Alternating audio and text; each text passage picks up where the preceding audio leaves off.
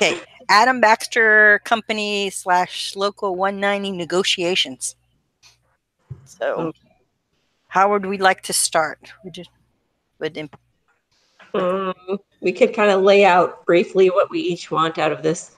Our main concern for top. So, management wants to cover the layoff and hiring procedures, incentive pay, work rules, and wages. Okay, that's what they want to cover. Mm-hmm. Okay, and union would like to also cover wages, work rules. We want more control over those. And a new incentive program. We want to talk about that. And then layoff and hiring procedures. So a few of them are the same. I won't say what neither one of us covered, which I'm really surprised about. What'd you say? Neither one of us covered safety. You think that would have been our top priority? I do include it in part of my reasons and my whys. It's in there. It's just not the main focus. Yeah. Okay. So where would you like to start? Layoffs and hiring procedures? Sure, we can start there. Okay. So I know the union, we would like a little bit more of a say in it. I mean, we don't have to have the ultimate say, but we want the layoff list to be determined by seniority. So the more senior members aren't first on the chopping block for getting laid off. Actually, I think when they're talking seniority in that respect, they're talking the opposite. I don't think so. Because usually it's last hired, first fired. Yeah, that's what I meant. Okay. Yeah, so like the newer hires are first on the chopping block when it comes to layoffs. Okay, so see, that's something we may actually agree on, because we're saying that we don't want to necessarily always fire the newest ones. No. I'm saying we do want to lay off the newest ones first. Oh, see. Okay. Because, I mean, okay, hear me out. You know, the company has been setting a precedent. You know, they provided that, you know, some generous incentives for a bunch of people to retire. Then they turned around and hired like 350 new workers. And I think it's just because they were cheaper. You know, they weren't getting those funds out of the escrow account, and they didn't have to pay them as much. And the employees are obviously worried about that. I think it would go a long way to improving, I guess, morale for the veteran employees to know that they're not going to be laid off. I'm trying to think what else I wanted to say on that. There was more. Oh, plus the veteran employees, you know, they can train any new employees, and they can probably train them better. There'd probably be lower injury rate because they know what they're doing. And let's see, did I cover everything? Sorry, I'm not all with it today. Oh yeah, and there's no additional training expense. You know, that's part of my other thing. Never mind. But yes, if they do lay off some of the more senior members, we want them to be the first ones hired when they're looking to hire more, because there wouldn't be the training expense on them. You want them rehired? Yeah, I want them to be the first ones to be considered for rehire, like should there be layoffs. Okay, and what's y'all's position on the 52-week layoffs notification? Oh, I forgot to include that. Yes, we want that. Even though it's not a industry standard. Yes, but Baxter has always been kind of an industry leader in the relations between, you know, the union, the employees, and the company. And I think to cut that would kind of destroy that uniqueness of the company, you know, what made them great. And plus, again, it's just another one of those incentives, you know, for people to want to come work there. Would you also say, though, that how a company hires people is one way that it grows and evolves by having new, fresh blood, new ideas? Yes, to some extent. I mean, even if we're not firing all the old people, we're the veteran employees. I'm sorry. There's still going to be new people coming in. I mean, but yes, you were talking. You know, you gave all your arguments about keeping the the veterans because they already know the procedures, but what we're finding is that we're having resistance from the veterans. They don't want to learn new procedures and they don't want to follow the new procedures. And that's part of what's causing the safety issues. They're used to being able to just walk away from their positions, and they can't do that with the automation of the new plant. See, and that's another argument that I was going to make. It's just we feel like, the management has control of the workplace rules. And so they're setting the speed of the production line, which is too fast for the employees, which is part of the reason for the high injuries. So that goes into another argument, was we wanted more control of the workplace rules. But I don't really necessarily feel it's the old employees not learning the new ways. I think it's just... See, now, since we've already kind of started on the work rules a little bit, in the old job, they only had basically one task and they did it all day long. Mm-hmm. And where now they have to have multiple tasks at one position, or even multiple, they have to do different positions, different days based on different productions, because we've increased the flexibility of the production line. Mm-hmm. And we're finding resistance from the veterans. Mm-hmm. Do you think maybe in part it's just because the supervisors are looking over their shoulders? That's one of the arguments they made in the paper, is they felt like the supervisor was looking over their shoulder. Or do you think that's necessary because of the changes? I think it's necessary because of the changes. Because, like we were saying, is with automation, the work schedules are, a lot of it's being set by computerization based on how it should be going. Mm-hmm. And productivity and profitability. It uses algorithms and such to figure out the workflow. Mm-hmm. So that's part of it. That's not really being done necessarily all by management. You know what I mean? Management's allowing the computer to get, imagine it could be probably altered at some ways, right? What if there was shared control of the workplace rules? Because like you said, you feel like there needs to be supervisor control. Some Right. employees feel like it's demoralizing to have them staring over their shoulder.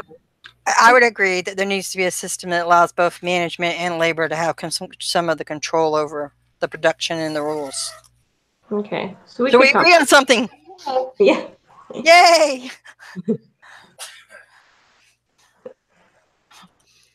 Because I agree. Just letting the computers set the production line and the pace is probably not fair to the employees. The employees should probably be able to what do you call it? Help give input on how they feel about how the line's running. Mm-hmm. So yeah. Okay. And then but the employees do understand, though, that the reason that we've gone to this new system and being able to have more products, different kinds of products, you know what I'm saying? Mm-hmm. Is to be more competitive. Mm-hmm. And more profitable, right?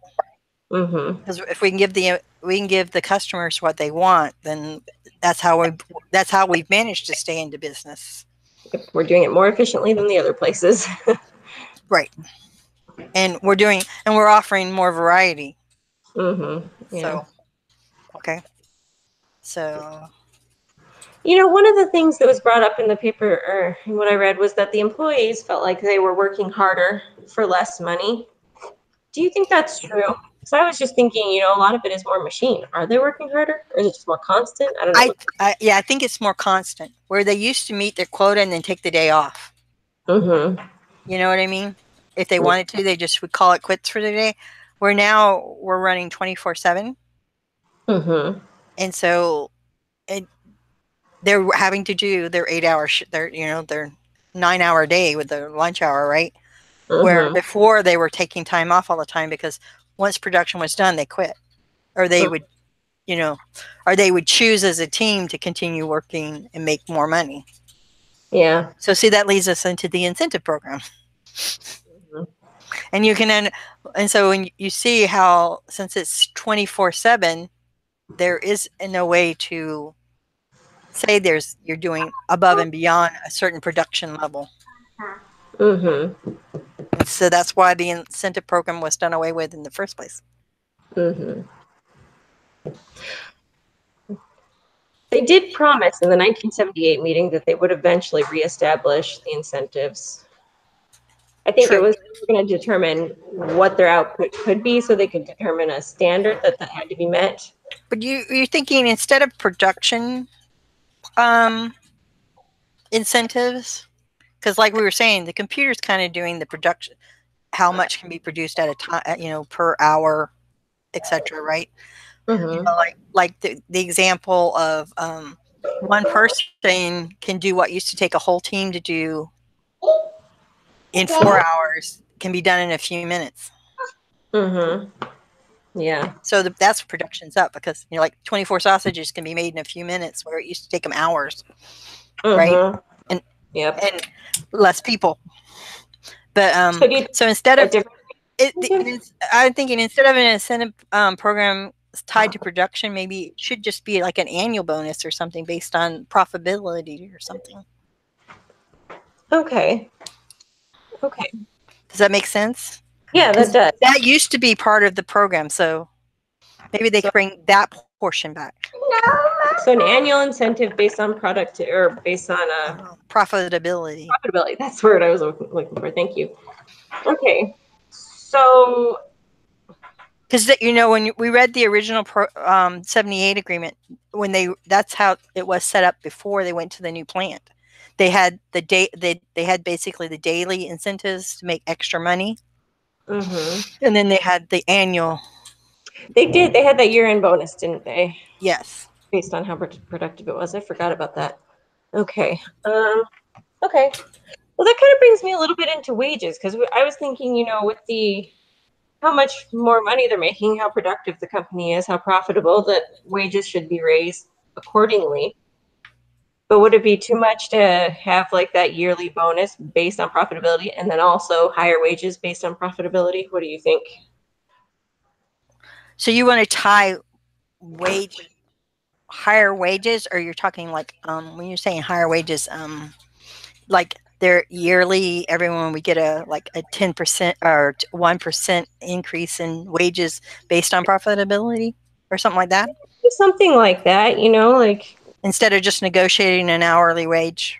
Or we could do that. Yeah. I mean, our stance on that, we're right now we actually pay the industry.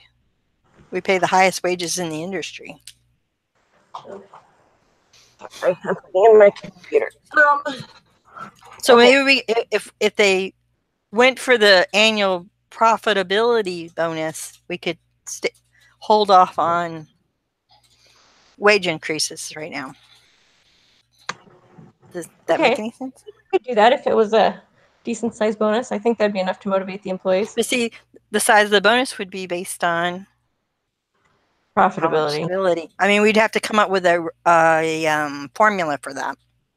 Yeah. Would it be like a percentage or like I don't know. Yeah. I've seen some that are really based on position. You get a different percentage. Like line workers, we get a certain, based on your base pay, you would get a certain percentage of your base, or something. It's like, let's say the company had a 20% profitability, right? That would mean maybe the employees get a 10% based on their base pay or something. Okay. Does that make any sense? Yeah, I get what you're going for there. Because, and then that way the people who make more money get a bigger bonus, but if that makes sense. I think that's the ones who have had more seniority, their pay is higher, so they get a bigger bonus because they've been there longer. Does that, you know what I mean? Yeah. I think it'll make the employees feel like part of the company too, to have that tied to the profitability. So it'll make them more invested, I guess. Okay. So And we're going to have to come up with, we're going to need to write down what we finally actually agreed on. So we're talking about holding off on wages right now. Okay. Yeah. And see how they got at least a part of their incentive pay back. Okay. So. So I think we kind of have covered up 2 of those, right? I think we've come up with a reasonable incentive program.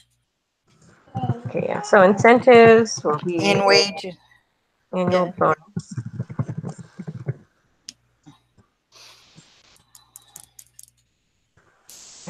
Down.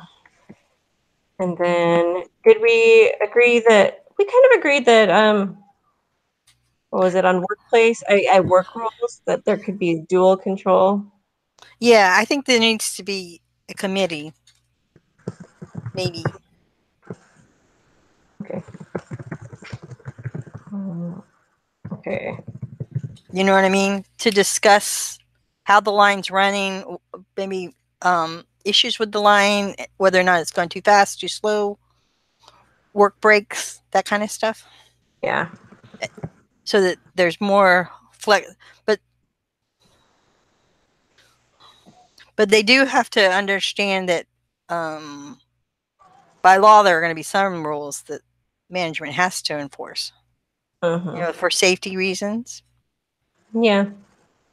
And I think that's fair. And I think also including them will help improve safety too. So, yeah. Having a committee, even if it's maybe that's what it needs to be, a safety and production committee or something like that. Does that make sense? Huh? Yeah, safety and production committee. Yeah. Oh. So that they can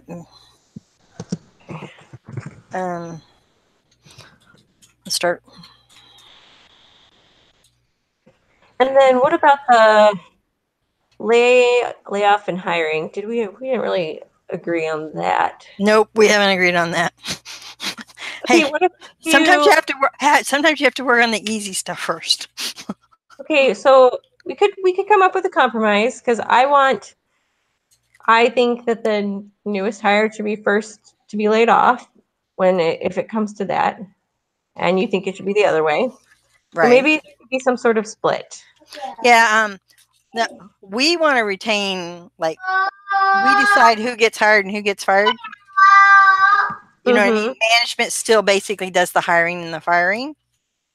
But that when it comes to rehires, no more than 50% of those the new ones that are coming back can be from previous. Like sometimes layoffs are good. It gets rid of dead wood. It gets rid of disgruntled employees. Yeah, that's true. And so you don't want to hire them back. Okay. So we'll say new hires, rehires or new hires, whatever. No more than 50% are people that have worked at the company before. Okay. Or should we say 50? Well, yeah. Okay, that works. At least 50% can be from rehires, but no more than that. Yeah, that makes more sense. Okay. Because what is the rule? It's kind of like we laid off 500 people, and you're talking by seniority, the one that had been there the longest. We offered them the jobs first. So, Yeah, but I don't know, for the layoffs, do you want to protect the good veteran employees? How do we do that? While still, like you said, there are some employees that it's time for them to leave. They're dead wood. They're not willing to learn the new system. They're just not invested. So how do we get the best out of that? I think we've kind of already done that to the best abilities in the past. That's why we were offering the incentive for people to retire early, kind of, to get some of the old blood out so that we could get new blood in. If that makes any sense. Yeah. But I think we may have reached our limits at that. That's been going on for what, 7 years?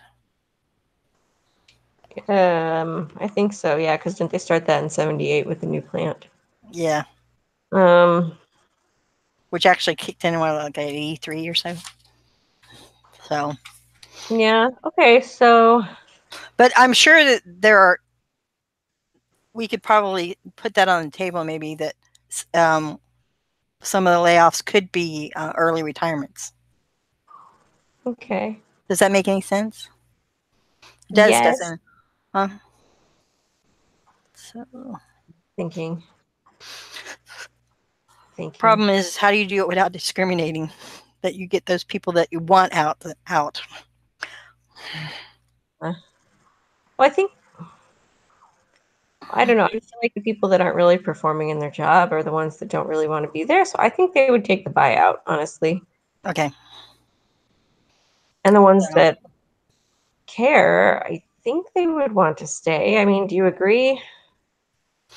That's your side of the road, right? I don't know. I'm torn on this because I really feel like it's our job as a union to protect those veteran employees. But I also agree that sometimes you actually agree that sometimes you need new blood, so that because as we said, the reason we replaced the plant had been there for 80 years, and things have been very much done the same way for, we're talking almost a century. Okay, so go ahead. You know what I mean? So that's why we built the new plant, and the new plant meant automation and new ways of doing things. But if people are going to sit there disgruntled because they can't do things the old way, it's not working. Mm-hmm. So what if we agreed that when there are layoffs, no more than 50% of the layoffs can be veteran employees. That way they really choose the ones they want to lay off. You know, they don't just... So we're not going to do it by seniority, the rehires? Oh, no, I'm talking layoff. The rehires. Oh, okay, for layoffs, okay. Yeah, I'm still talking layoffs. Sorry. So layoffs. Layoffs, maybe like no more than 50% of the layoffs can be veteran employees. That way they look at it a little more objectively. And what are you going to consider a veteran? 10 or more years?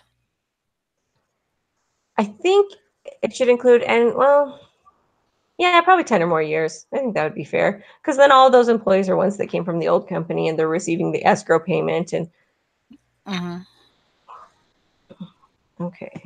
Would that be... Once you put 10 years into a company, you're kind of invested. Yeah. Okay. I wonder if we could do an incentive for layoffs. Well, we already said the retirement buyout, right? Kind of. But also offer, saying, let's say we see a layoff coming up, and it's going to be like 500 people. Giving them, individuals, the option to leave if they wish, and give them some sort of small incentive, like a $500 bonus if they're going to go ahead and leave, or something. Is that something that's offered to everybody, or just... Yeah, to everyone, anyone who wants to leave. And then you know what I mean, and see, if you had 200 volunteers, then you only have to look at laying off 300 people who don't want to be laid off. Okay. Does that make any sense? Yeah. Okay. And then we said rehires, at least 50% veteran. Okay. Yeah, and the same with layoffs. It's going to be a 50-50. We won't lay off more than 50% of people with more than 10 years. That way we're not laying off just all new people. And we won't hire back more than 50% of people who've been there before. Right? Yeah. Okay. Okay. Okay. So I think it was only one thing we haven't covered. Okay. What did we not cover? The 52-week layoff notice. That's right. I keep forgetting that. I didn't even put it in. Okay. And the reason you keep forgetting it is because it's not an industry standard in any industry.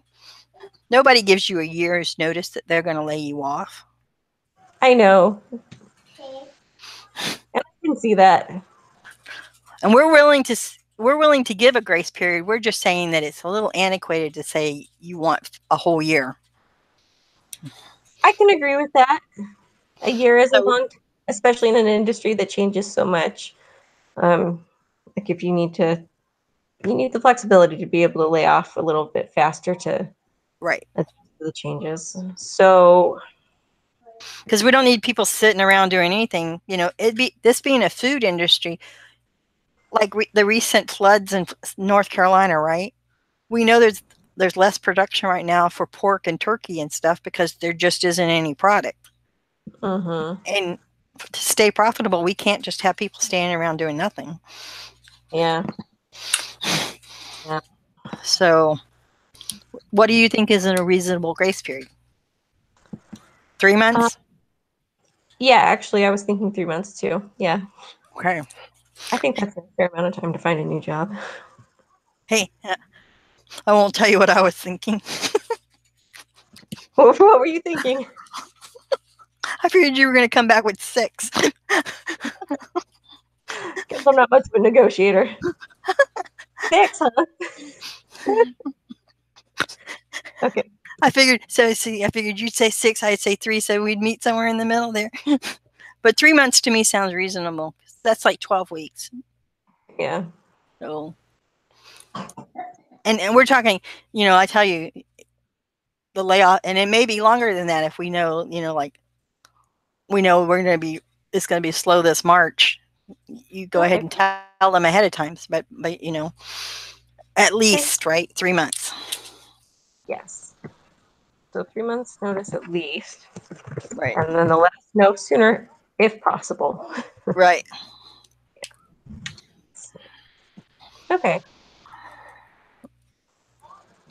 Okay. You're writing everything down, huh? I am, yes. Okay. I think, did that pretty much... Okay, so layoff and procedures, that we still retain full management rights to hire and fire, right?